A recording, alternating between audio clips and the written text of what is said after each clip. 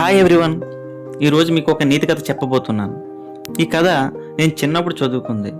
ఇప్పుడు ఎందుకు చెప్తున్నానంటే నీతి కథలు ఎప్పుడు కూడా మనకి ఎప్పుడు మోటివేషన్ కలిగిస్తాయి. అందువల్ల నేను ఈరోజు ఈ కథని మీతో నేను పంచుకోబోతున్నాను.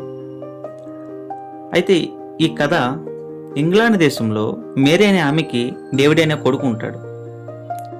డేవిడ్కి 10 సంవత్సరాల వయసు ఉన్నప్పుడు వాళ్ళ నాన్నగారు చనిపోతారు.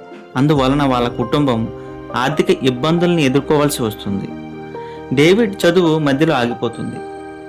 కానీ డేవిడ్కి గొప్పగా చదువుకొని పెద్ద డాక్టర్ కావాలి అనేది అతని లక్ష్యం. ఒకరోజు వాళ్ళ అమ్మతో ఇలా అంటాడు, అమ్మ నాకు చదువుకోవాలని ఉంది అంటాడు. దానికి వాళ్ళ అమ్మ ఎలా ఉంటుంది, మన పరిస్థితి ఏమాత్రం బాగోలేదు కదా, కానీ నువ్వు చదువుకుంటానంటున్నావు, నువ్వు పగలంతా ఫ్యాక్టరీలో పనిచేయడానికే సరిపోతుంది, మరి ఎలా చదువుకుంటావు అని అడిగింది. దానికి డేవిడ్, అమ్మ పగలంతా పని చూసుకుని రాత్రులు నైట్ కాలేజీలకు వెళ్తానమ్మా అని అన్నాడు. వాళ్ళ అమ్మ సమ్మతించింది.